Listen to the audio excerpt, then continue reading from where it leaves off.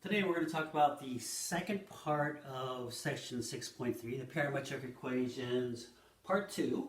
So we're going to start off on bottom of page 477 where the lines and line segments. So lines and line segments. So how do we put a line into a parametric equation? So let's say, that's where we're going to jump into example number 5 here. So example number 5 says we want a line, equation of a line that goes through -2, 3, and 3, 6. So -2, 3, and 3, 6. So these are the two points that we want the line to go through. So the line that we're looking for, the equation that we're looking for is the line that goes through here. So obviously, if you're not doing parametric, how would you do this? We have 2 points, so we would just calculate the slope, and then we would go ahead and put that into the slope-intercept form, right? So we would go what? I would have rise over run, so delta y over delta x. Delta y is 6 minus 3 over delta x is 3 minus 2, which is 3 over 5. So that would be the slope, right? Then it goes through a point, right? So we'll say that it goes through this point. We'll use this point, and we would go y minus 6 equal to 3 over 5, x minus 3. The point slope form, right? And this is how we would do it normally, okay? Now on in this one, we know how to do it in the parametric form, so it's going to be a little different than this. So let's see if we can do that. So the way we would do that is we would say this is the origin, and if this is point A, and this is point B here, we want the line that goes through here. So the way we're going to do that is that, let's say that we had a point here, okay, we'll call this point P, okay? So what we're going to say is the line is a multiple of this guy here, okay? So I need to find this guy. So this vector here from A to B. So vector A to B is going to be what? Something more than, what? It's 2, so it's going to be 3 minus 2, which is 5, and then 6 minus 3, so it'll be 3, right? So that would be AB. So what we're trying to find here is OP, right? OP, trying to find an expression that gives us OP. So OP is equal to what? OA, this vector, plus AB, right? This guy right here. So OP is this guy times a certain multiplier, right? And we're going to call that T. So we'll call that T, and that's how we're going to say that anything here. So if I had this guy times 1.2 would be from here to here, or whatever it may be, right? Okay. So what do I have here? OA is what? From here to here. This vector is what? It is -2 to 3, right? And then I have plus T times A to B. A to B is right here. 5 and 3. So my OP is going to be equal to -2 plus 5t, right? The x here.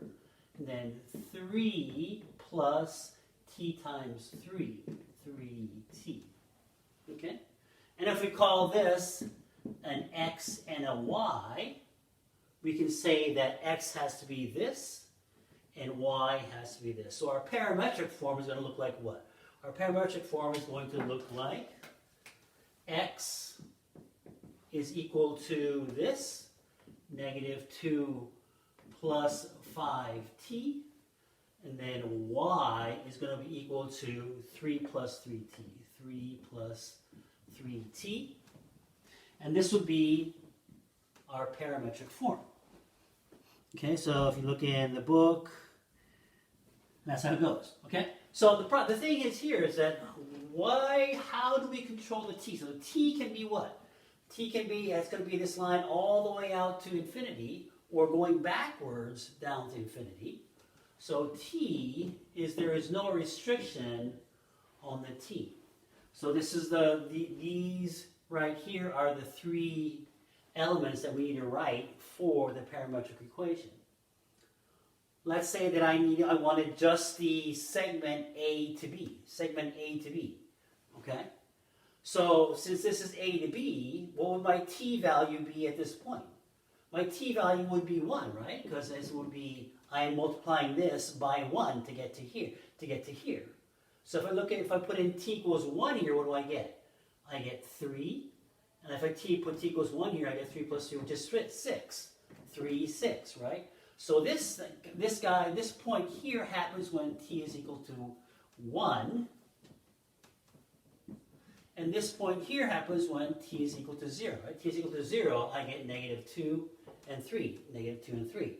So the line segment from here to here would be between when t is no longer this guy. Now I have t can be 0 to 1. Okay? So if I had a point down here, what am I doing? What's my t value here? If I had a point down here, my t value has to be negative because I am taking this guy and multiplying by a negative number to go this direction. Okay, so this would be the t is equal to negative direction, t is the positive from 1 and further out like that. Okay, so that is example number 6. We did example number 6 also. Okay, let's go to example number 7. If we go to example number 7. By the way, this line segment is a question that is always on the test. It'll be on the test. And again, most of you, about 30 to 40% of you guys will not get it right. Example number 7. Simulating a horizontal motion. Gary walks along the horizontal line with that set. So S is equal to 0.1. Was negative 0.1 t cubed minus 20 t squared plus 110 t minus 85. So I want to find out how this works. What does it look like? What does the motion actually look like? So the way to do it is I would go ahead and plot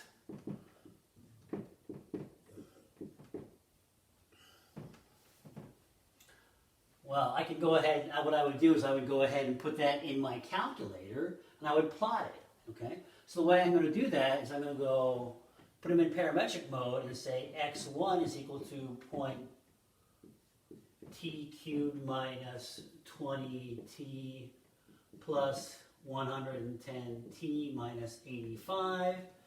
y1 is equal to, basically, it's going to be equal to t, correct? If you go ahead and plot this in your calculator, you're going to find that it's going to look like, so the book says what? The book says we're going to go ahead and plot that, and they want you to put that and put y1 is equal to 5. Put y1 is equal to 5, okay? And the reason why they put this equal to 5 is because when you plot it, it's going to go not on the axis, it's going to be on the y equal 5 line, okay? If you plot it, you use your calculator, go to parametric mode, and put this in here and plot it, you will find that the point is going to go from here to here, back here, and back here. Okay? So if you don't take a good look at it, you're not going to know what actually happened, because at the end you're going to just get this one line. Okay? All right? So what you find out is going to go from here to here, back here, and then back here. So in order for you to see this, to see what's actually going on, the way they actually want you to do this is they say that we'll call y2 is equal to negative t. If we call this negative t, you will find that it goes like that.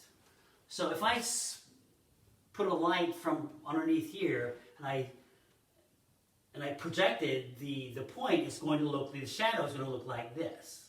Okay, so it's going from here, here, back here, and back here. Okay, so that's basically what it look like. If I call this plus t, what do I get? If I get a plus t, I'm going to get the exact same thing, except for now, it's going to go up like that. Oops, not that far, about that far and back. Okay, right? Right? Okay, so that's what it look like. That's what it's going to look like. It's going to go from here, here, back up to here, and here. Okay, so here comes the whole distance versus distance traveled versus displacement, right? Because the displacement is going from the start to the end. So we went from here to here. Whereas the distance traveled is you have to add from this, add to that, and then add that. You add them all together. That would be the distance traveled. Okay? But the way to actually see that on your calculator is to make this adjustment. Okay? So you go to example number 8, simulating a projectile motion. It's the same thing. Okay? It's the same thing. Except for now, we're going to go ahead and shoot a projectile from a boat, a flare, and we're going to see how it travels. Okay? So we've done this before. We've done projectile motion. Okay? And projectile motion was what? Y is equal to negative 16x squared, right? Plus v naught t plus s naught. Okay? Remember this? Right? The negative 16 is if you're in feet, right? If you are in feet, it's going to be negative 16. If you are in meters, it's going to be what? So here was negative 16, it's going to be negative what?